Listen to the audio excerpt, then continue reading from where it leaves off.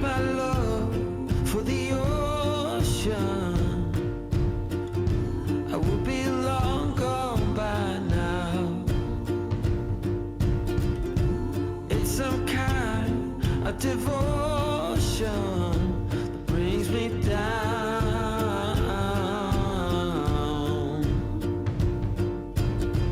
That without my love for the ocean, I will be no one, no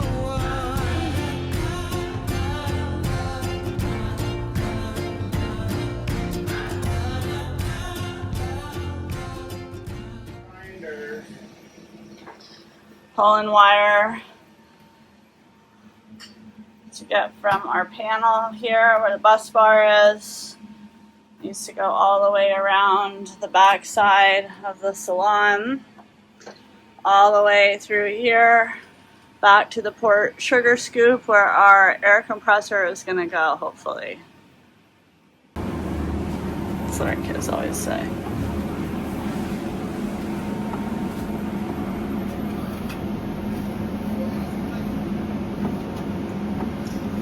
It's not.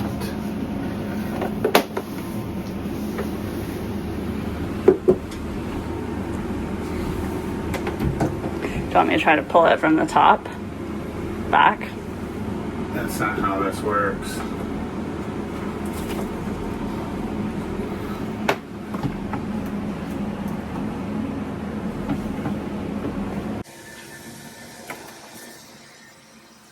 Trying to get the wire from here underneath the floor through the chase into this closet. It's getting hung up on something.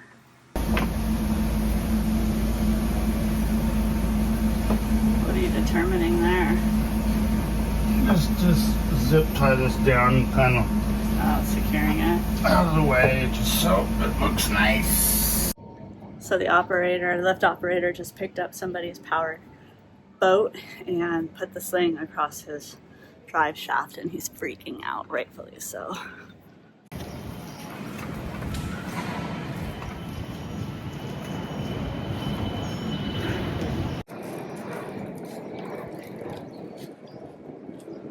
Ounces, so I need to put 4 ounces in here. So half of that small can and half of the big can. 4 ounces. 4 ounces of this. 8 ounces or so. And this is 24 ounces, so 12 ounces. 4, 12. I think this is the epoxy part, so I'll do this stuff first. So I need to mix it up, right? Yeah, mix it up and pour half of it. I guess I should probably get the other stick to mix up the... Wow. It's clumpy. Mixing. So we're making a shelf in the sugar scoop for the compressor to go on, our dive compressor. And this is, what is this? Epoxy paint. Epoxy paint that we're going to put on this board, so if any water comes in contact with it, it will be good and won't delaminate.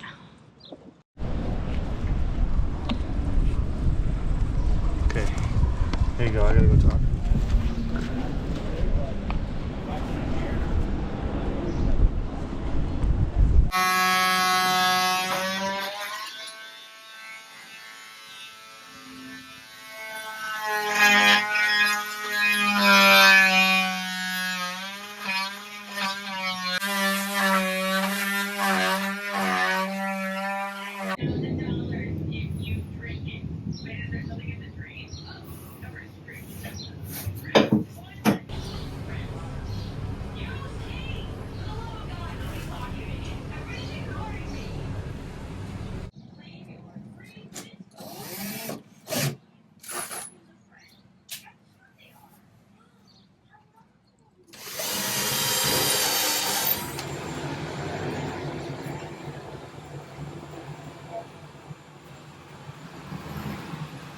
What you making, Maddie?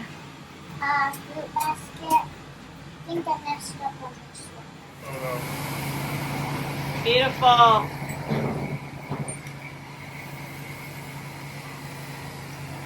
Yeah, he grabbed them. There's the new one.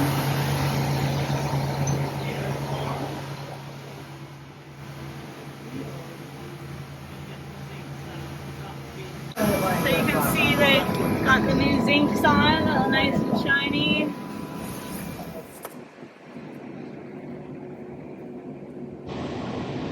Hey, so the day we installed our new logos on the boat, our Big Loss stickers, I was pretty confident I could do it.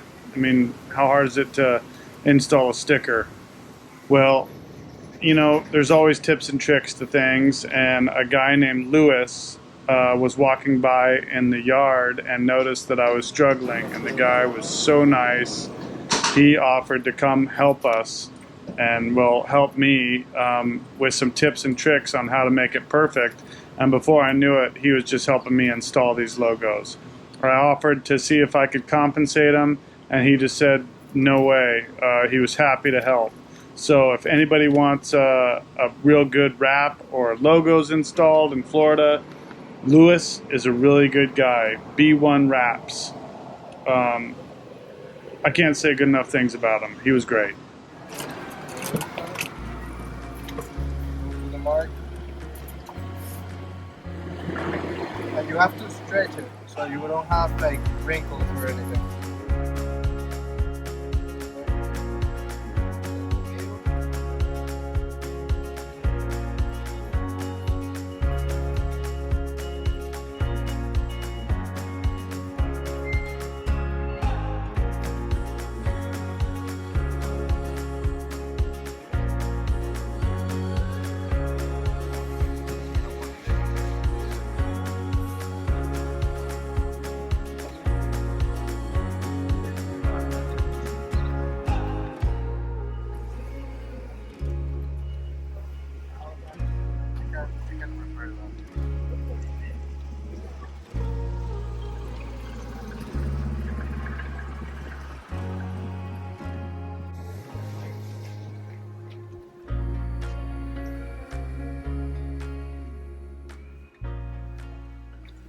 All around, all sealed back up.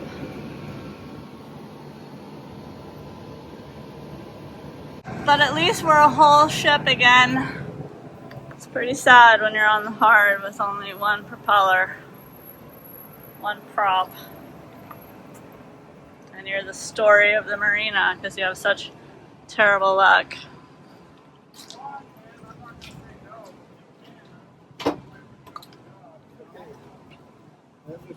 Notice this guy's drive shafts are been pulled. He has to get a new transducer from the way that they hauled his boat. So just saying, this yard is not doing well.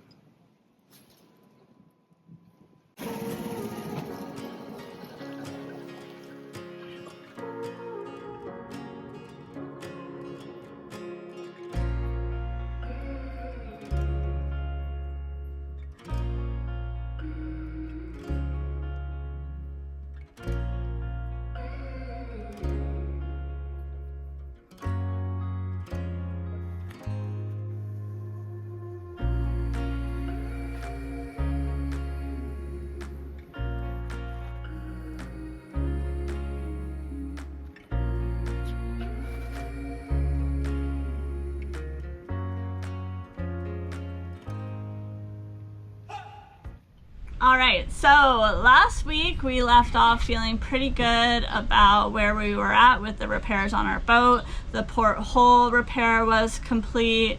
Our bottom job was essentially complete other than the prop speed that needed to go on the props, which we couldn't do because we didn't have our new prop yet, but it was on its way. It was stuck in customs and we knew it would be back on our boat the following week. When we headed to the Marina on Monday, you know, we were feeling good, confident that we were going to be back in the water by midweek. The Marina had expressed to us that they were going to cover the costs of the sail drive damage that occurred on the travel lift. And all we needed was to get our prop out of customs. Connor and I had talked to another gentleman in the marina who said that the best thing you can do sometimes when you have stuff stuck in customs is to take your paperwork and just go down there in person and get it released to you. So that was kind of our plan if we didn't hear anything by Tuesday morning. So on Tuesday, we have the whole family in the car and we are out doing errands, driving around, when Will, the marina manager, gives us a call, and I can tell right away, like, something is not right by the tone of his voice. And he basically proceeded to tell us that his call to pay for the damages to our prop and overdrive shaft were basically overridden by the general manager or higher ups at the marina, and that he went to bat for us, but there was really nothing he could do. He felt that the call that the marina was making was really incorrect and in bad form. But all we could do at this point in time was discuss the situation with the general manager. So he gave us his contact number and we hung up the phone feeling absolutely crushed. It was like going through the whole situation again, watching our boat get damaged on the travel lift, thinking, oh my gosh, I can't believe this is happening. We felt sick to our stomach for a second time around. So we reached out to Logan, the general manager here at Harbor Town or Marina, almost immediately. He basically scheduled an appointment for us to go meet with him in his office at 2 p.m. And we showed up feeling pretty devastated and ready to fight our battle, and he basically proceeded to give us a whole bunch of reasons as why the marina wasn't going to cover our costs. Do you want to share what those reasons are? Well, I think to get a better understanding, I need to explain kind of how things happen from my point of view. So we asked Just Catamarans to have a captain and crew bring our boat into the slings because they're so familiar with doing that and this marina and the tight quarters. So they came aboard, and I don't want to forget, I had the diagram out, which is the only document that came with this boat that says how this boat should be slung and where the straps should be placed. And from my experience on boats, sometimes it's hard for the lift guys to be counting stanchions or trying to see how the window is oriented to where the strap is, or vice versa in the picture. So I went ahead and put some tape on the tow rail of our boat, giving the general indication of where those straps were in relation to the picture that I provided as well. So as we're coming into the slings, I start pointing out to one of the guys running the lift, I'm pretty sure his name's Jason, that's what that tape was for. That was to give them an indication of the general location of where to put the straps. So we maneuver into the slip, and I jump off and immediately approach the gentleman running the machine and proceed to tell him and show him the diagram. And I was very nervous and trying to describe to him that I hadn't lifted this boat up before. I wasn't really sure on where the underwater gear was. And here's the diagram showing exactly where the straps are supposed to be placed per the factory, the only document I have. And he didn't say one word to me. So that kind of made me uneasy. So I'm kind of over-explaining to him, like, don't we need to push the strap back so it hits the rudder and gives us an indication? Now we know where that strap is. It's touching the rudder. You could feel it. Then we could slide it a little bit forward, and that's exactly where the diagram says that strap should be. He still says nothing to me, not one word. I kind of pause for a moment. I decide to walk around the boat to talk to Jason, who is the guy manning the other side of the straps, thinking he talks English because he spoke to me as we were coming in briefly, indicating he understood that I was saying that tape was an indication as to where the straps were supposed to be placed. And then they just started lifting the boat. And before you know it, the boat was about a foot or so out of the water and snapped. It shuddered, and Yeah, And we were crushed. it was crushing. I didn't know what to do. I kind of stood there speechless, stunned. Immediately after it snapped, the lift operator threw up his hands and said it was my fault. You know, and again, I was stunned even more so because I did everything that I knew to show him the diagram, sent with the boat, tried to talk it out with him as to where I thought the strap should be. When he didn't answer, I proceeded trying to explain to him what I thought we should do to give us an indication of where the strap was or wasn't. And none of that happened. And it caused a lot of damage to our boat. The prop was snapped and pushed up into the bottom of the hull. Furthermore, we feel like if it's going to be 100% our liability because we marked the boat where the straps are to be, then the operator shouldn't be lifting the boat until we give them an okay to lift. Like, there should have been some type of communication there, and there was none.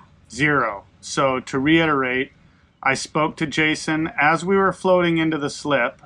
Probably not even, the boat hadn't even entered it. We were just kind of getting close. And then I proceeded to speak only to the fella running the machine, which he didn't respond to me one word, and then our boat was damaged. So skipping it forward to our meeting, the head manager, Logan, said that his guys in the yard had numerous conversations with me about the lifting of the boat, which never happened. And they said that I told them where to put the straps and how to lift the boat. Never happened once again. So on my point of view, his employees falsified the incident report and lied about how everything went down. And that's not to my mention, point of they view. put together an incident report here at the marina, and they never even communicated with us. But then Logan said in the meeting at the marina that he spoke with us, and He didn't. Right after the prop snapped, a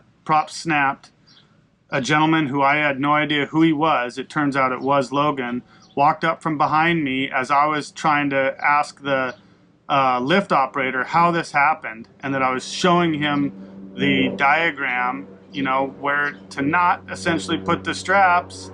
And Logan said a few words to me like, that diagram showed where a crane should be lifting the boat. But straps are straps, so I don't know how that's any different.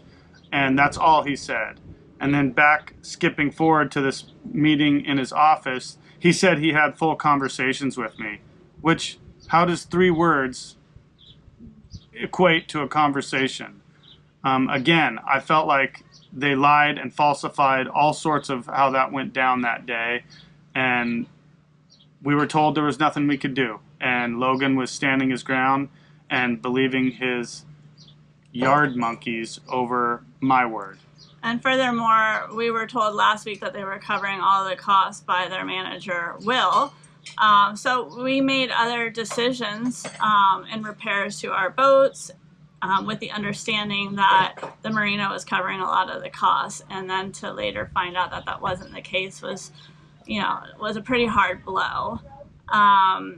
Anyhow, he basically said that he appreciated us coming in and that, he would review the situation. Connor told him to go back and watch the Marina video and point out where these conversations occurred, because if they did, they should have been picked up on the Marina video. They have Connor, cameras everywhere. Yeah, he offered to go through the video with him, and they were like, nah. I wanted to go through the video with Logan right then and there so that I could point out that I never had a conversation with anybody other than the guy operating the lift. Who didn't talk back. Who I found out later, spoke very, very, very poor English. And the first manager said straight up that he likely didn't even understand what I was trying to tell him. Great. So, anyhow, by the end of this disappointing conversation, Logan said he'd get back to us by the end of the day with his finding and, what, if anything, the marina was going to be willing to do. So, true to his word, by the end of the day, he did call Connor and said that the marina would be happy to pay for the yard fee expenses if we were willing to sign their liability release form, and he said he would have all the paperwork and everything ready for us in the morning.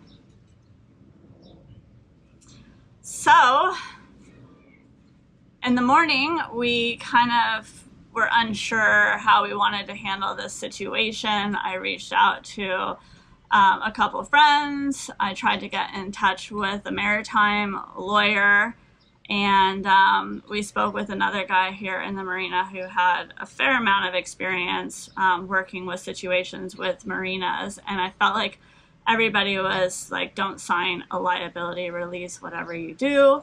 And I was kind of the mind like, hey, if they're going to cover all the fees, it might be worth it. We don't really want to get into some legal issue and hire an attorney, blah, blah, blah. But let's wait and see what the form says. So just before lunch, we went into the marina office. Will, the manager, sat down with us. He gave us the form. And we could tell that Will had been laid into quite a bit. He's probably the one guy that actually wanted to do the right thing in all this. And he got beat up pretty badly from what it seemed. Or what it looked like, yeah. Yeah.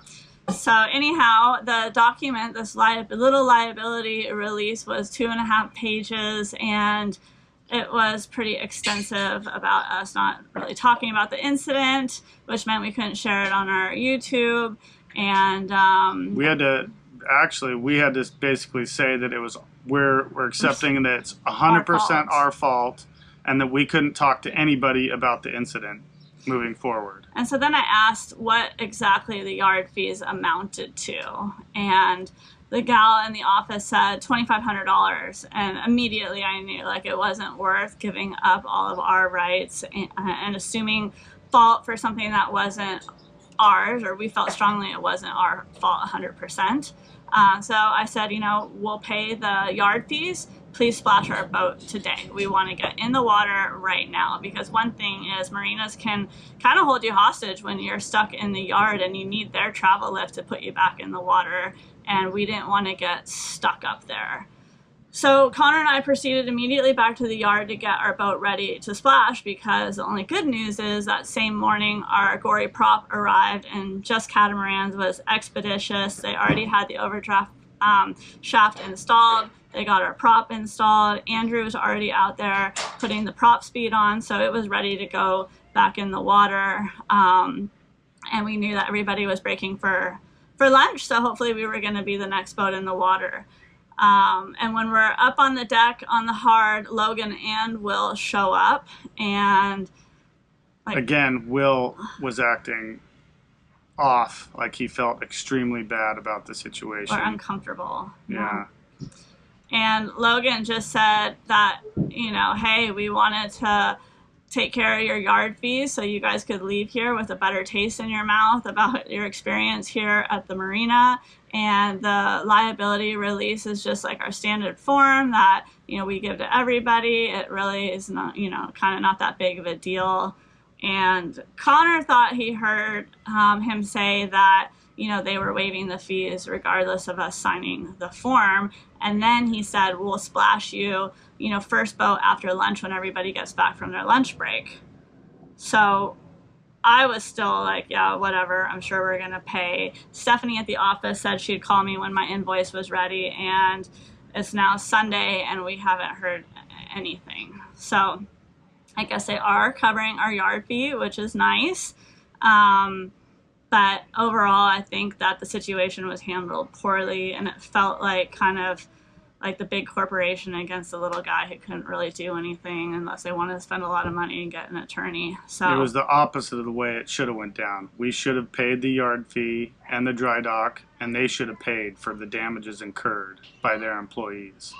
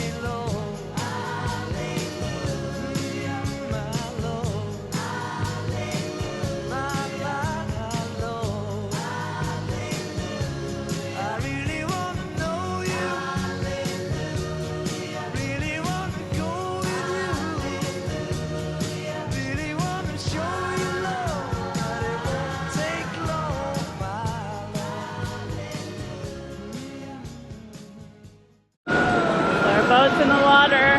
Moment of truth for at least a baby test on the sail drive. Just Catamarans is very confident that everything is fine, but you just don't know until you start using the engine. So I'm a little bit nervous. Glad our boat's in the water though, finally. Holy moly, what a scene.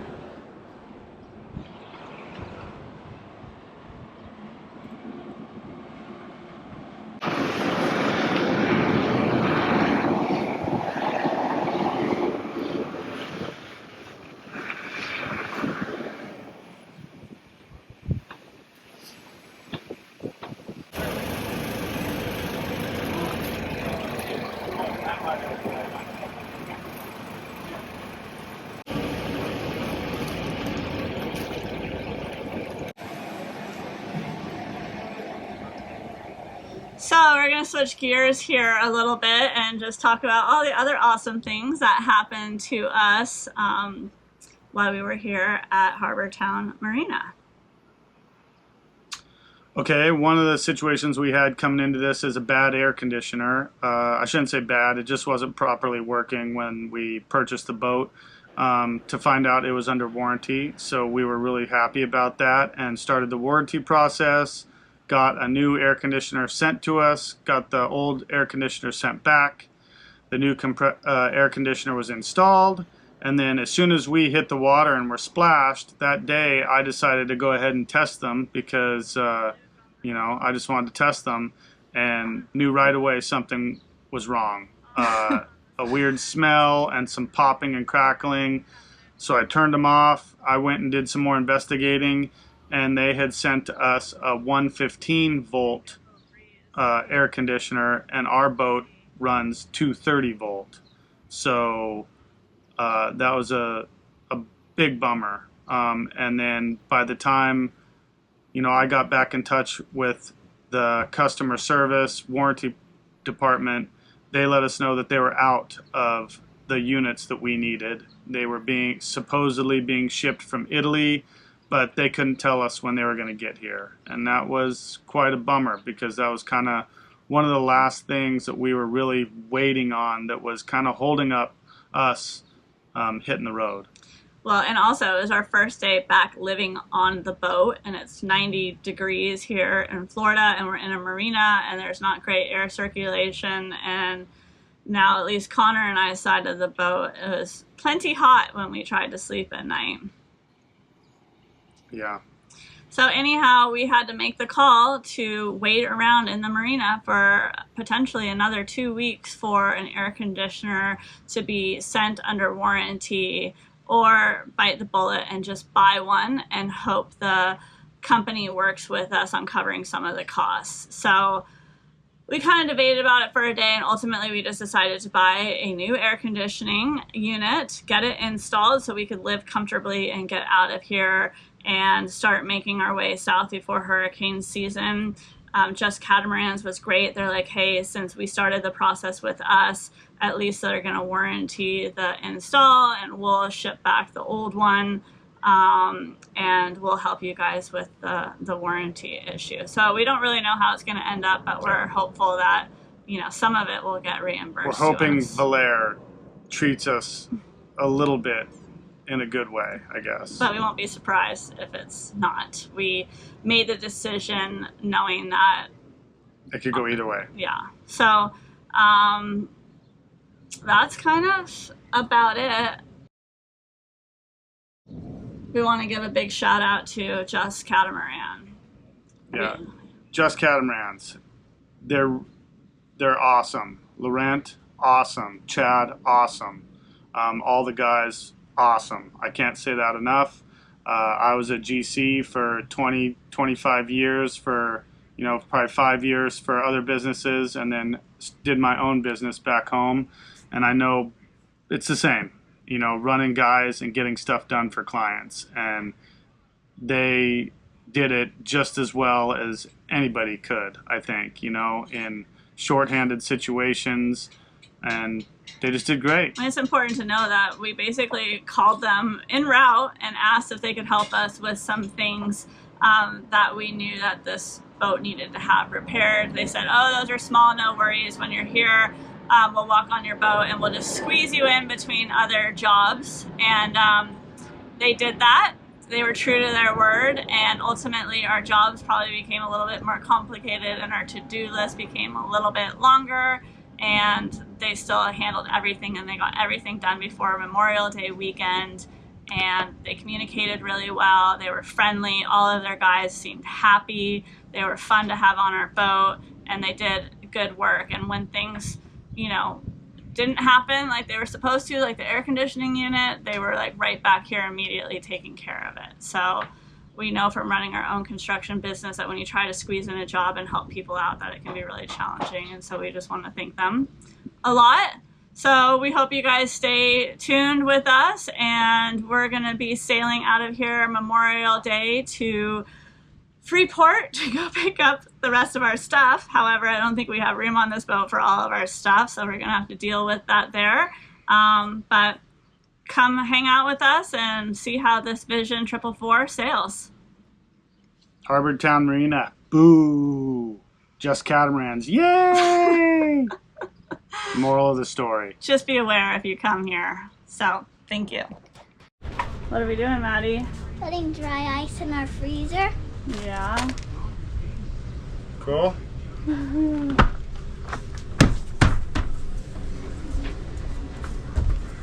Wait. Leftover dry ice. Oh, it's so cold.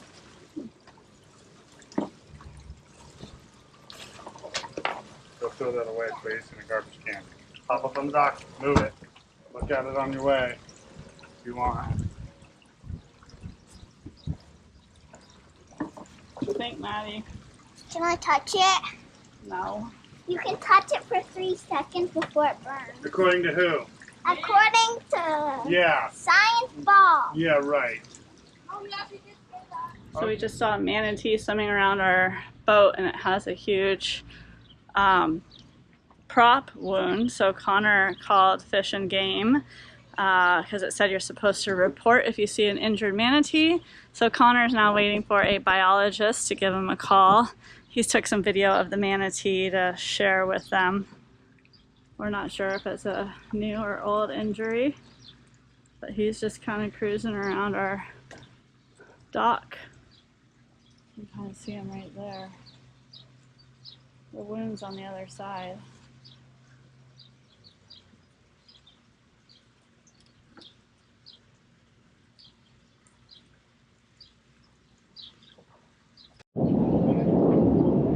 We're calling help for you, buddy.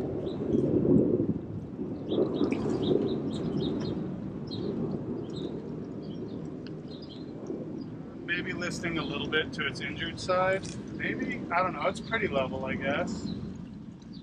Sorry, buddy. I want to say just over 6 feet long.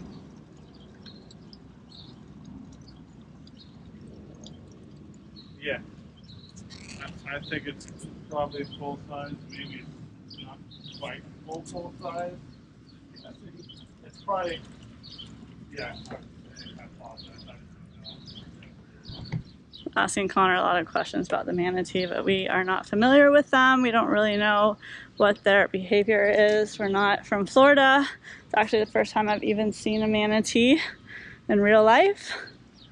But hopefully they come and help him out. No problem. And I can give you, yeah, no problem. Would you like an orientation video of where we're at all, or you kind of, would that help? There he is. Okay, I'll do that.